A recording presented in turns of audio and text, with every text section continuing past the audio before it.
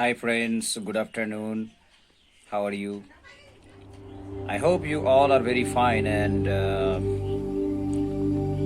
may God bless you all and protect you all. My dear friends, as we all know that these days we are passing through a very hard time because of the coronavirus, and this virus has spread all across the globe, and it has started to spread its evil influence in India also. So may God protect us all from the evil hands of this devil. In this case, the coronavirus, my dear friends. And take very much care of yourself, your parents, and your, family members. May God protect all humanity from this.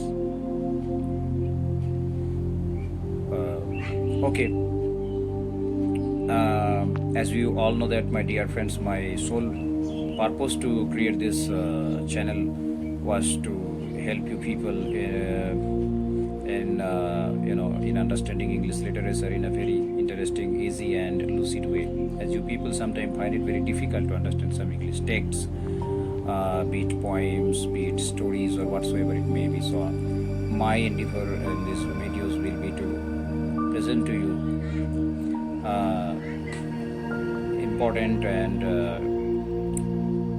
important poems, important short stories to you, my dear friends, so that you can be benefited. So here in this video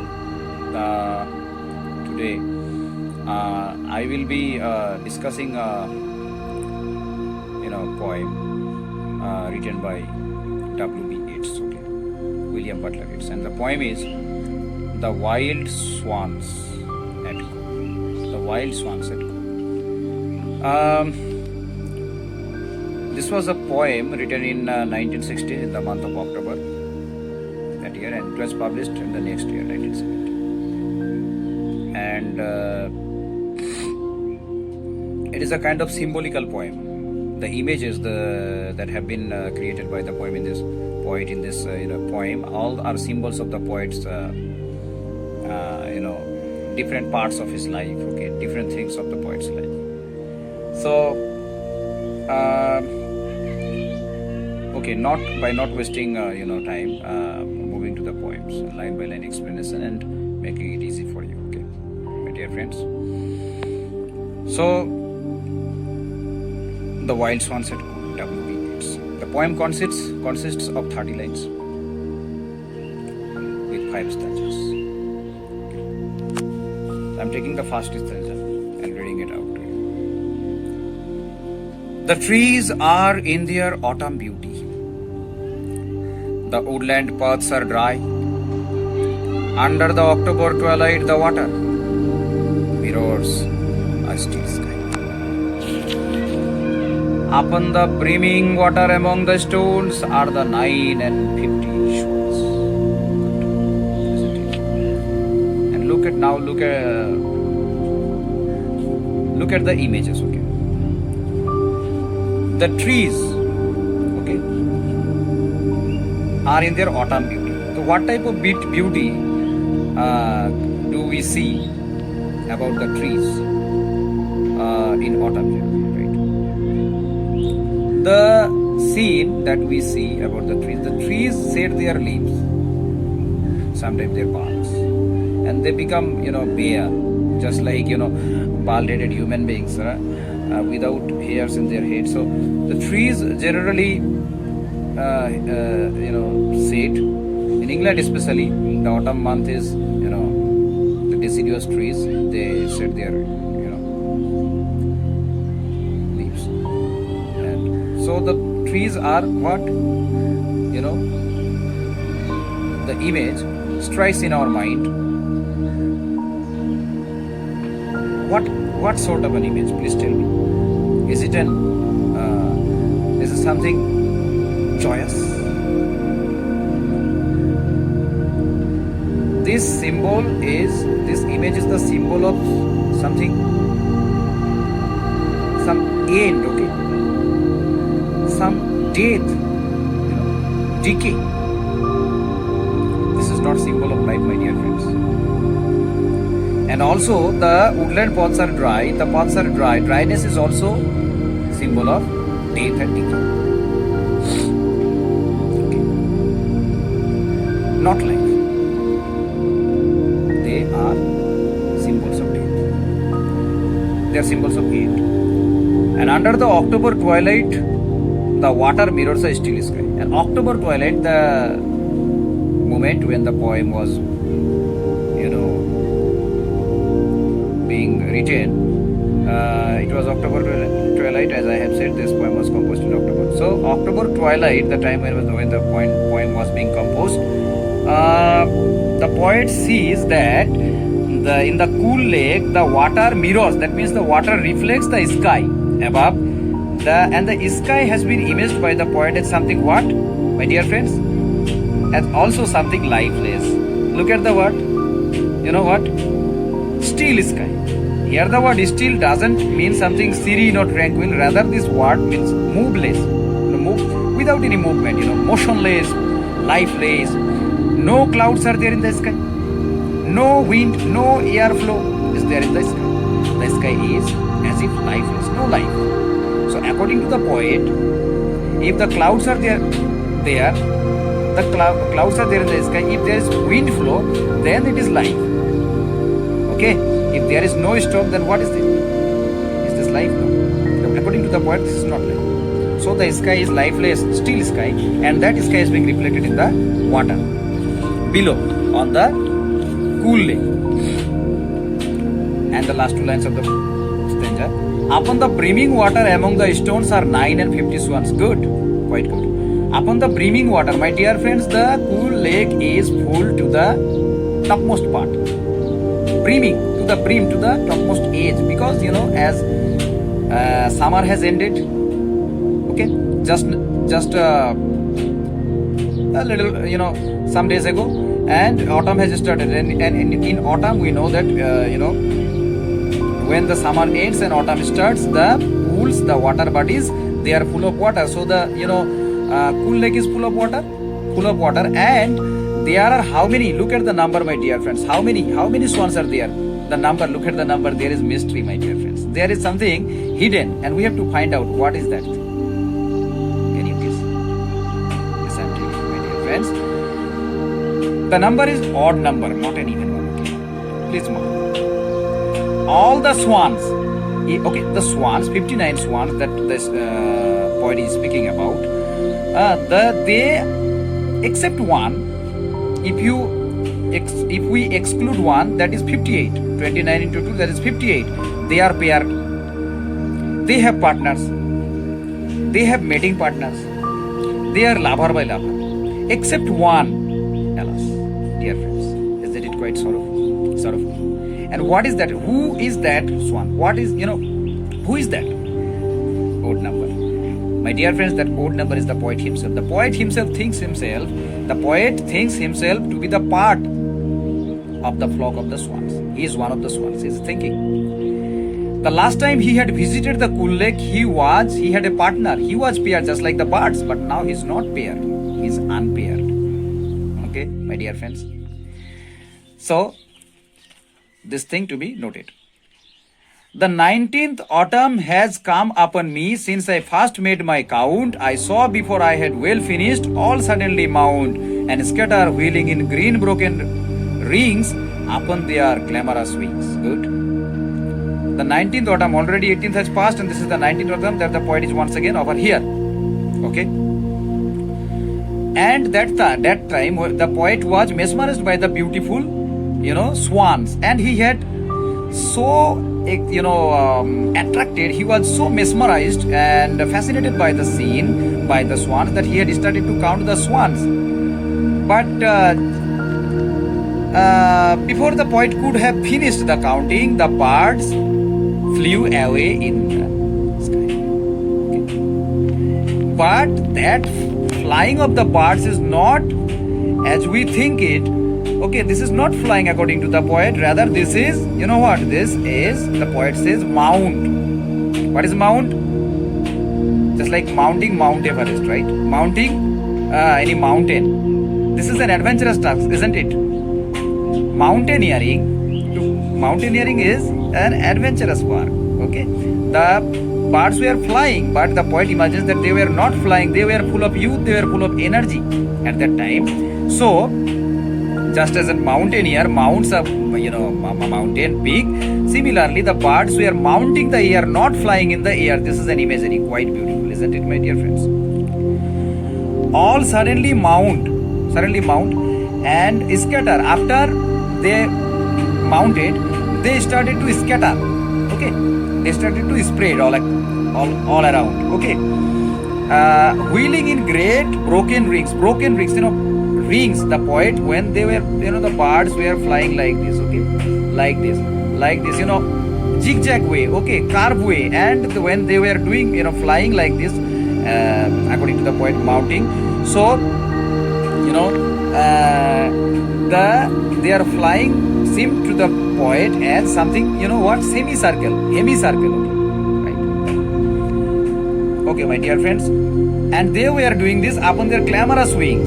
Clamorous wing. Can you hear something? This is an oral imagery, just like Keats or other romantic poets do. Okay, clamorous wings. When the birds are fluttering, that sound is thought or imagined the poet has to be fluttering. Clamorous. Now, I have looked upon those brilliant creatures, and now my heart is sore. All has changed since hearing at twilight, the first time on this shore, the pale beat of their wings above my head, right, trod with a lighter tread. Good. Brilliant creatures. The birds have been said to be, brilliant, intelligent, just like human beings, because they are full of youth, they are full of romanticism, they are, flirting with each other, they are, moving one place to another according to their needs. So they are intelligent, and the poet had looked upon those creatures, okay, at that time, and now his heart is sore. The poet now says explicitly that he is full of, his heart is sore. His heart is pained now. He was using symbols so far, but now he is no more using symbols. He is directly, yes, my heart is so wounded heart. All had changed since I hearing at twilight. All had changed. Everything had changed in his life. Many things changed. He has lost so many things in his life. Okay, and hearing at twilight for the first time when the poet was there on the shore, the poet says that the pale beat of their wings. The pale beat, again look in the earlier paragraph. This was imagined as something glamorous. Now this is the same thing is, the pale beat, just like the sound of a bell. Tung. Okay, similarly the sound is imagined by the poet as something bell beats of their wings above my head. I'm the poet's head. Okay, and after seeing this scene, the poet was totally captivated. Totally, you might say, fascinated, right? The poet was mesmerized. The poet was fascinated, and when he was coming back to his quarter, to his residence, his friend's residence definitely, where he went to stay for some days, there beside the Coole lake. When he was returning from the Coole lake after seeing that beautiful scene of the swans, okay, he was senseless, as if senseless, and he had lost senses, and that is why he is thinking that he was not walking, rather he was, and when we walk we beat the ground with our hard steps, but the poet doesn't hit the earth hard, rather he touches the earth. Okay, touched the earth, as if he was touching the earth gently. He was touching the earth tenderly, and moving back to the, quarter. Unwearied still lover by lover. The next paragraph. Unwearing still lover by lover, they paddle in the cold, companionable streams or climb the air. Their hearts have not grown old, passion or conquest, wander where they will, attend upon them still. Unwearied still, lover by lover. They have mating partners. They are full of romanticism. They are making love still as they were making in the past. Who? The swans. And they are unwearied, untired. Okay. Unlike the poet. But the poet is now tired. And They paddle in the cold, companionable streams. Look, this is an opposite things, like two opposite things. Cold, how can companionable? But the point, cold and companionable, because the water was, though the water was cold, but for the birds they were favorable. The water was favorable. The water was making no difference for them to make loves, to live their lives, to enjoy their lives. Okay, unlike the point. Or climb the air. Again, look. Earlier paragraph it was mount and now climb. Again, synonymous. Again, the poet says that the birds are climbing and mounting the mountain peaks. Their hearts have not grown old. The hearts of the birds have not grown old. Okay, it is the poet that have grown old. Passion or conquest, wonder where they will attend upon them still. Passion or conquest, the passion, the emotion of love, the passion of love, and the competition, the competition or the striving or the trying to conquer the heart of mating partners, right? To flirt with the mating partners, to win the heart of the mating partners, so that they can mate with the partners, okay, the birds. That conquest, that passion attend upon them still they are present in them, okay, unlike the point. But now the next paragraph and the last one. But now they drift on the still water, mysterious and beautiful.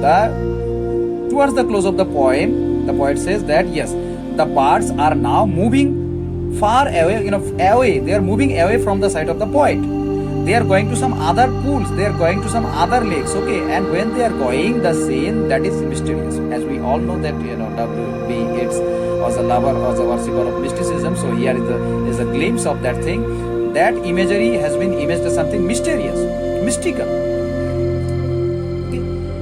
Among what, and now the poet asks questions in the 4 lines. Among what races will they build? The poet doesn't know. By what lake's edge or pool? The poet doesn't know. Delight means, okay, delight means eyes when I awake someday to find they have flown away. The poet asks himself or makes question for the interrogation, poetic interrogation, that among what races will they build after going to other places? Races means reeds, okay, the stick like trees in the water. So upon what races will they build their new nests? The poet doesn't know. By what lake's edge or pool? What new lake or pool are they going to reside in? The poet doesn't know. And after going there, they will delight other men's eyes. Okay, not the poets. Sorry, not the poets. They had so far, delighted the poet. Now they are going to delight someone else's. Someone else. Okay. So other means eyes they will now delight.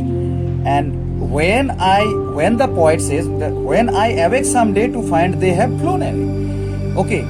So when the poet next time, if someday or sometime comes again to find them over here, they already have flown away, to some other place. They have already gone to some other place. That's the end of this poem. I hope you have understood the poem now, and please subscribe my channel and share it with your other friends. If you feel pleased and be benefited by my video and want more videos, please subscribe and share with your friends. Thank you so much.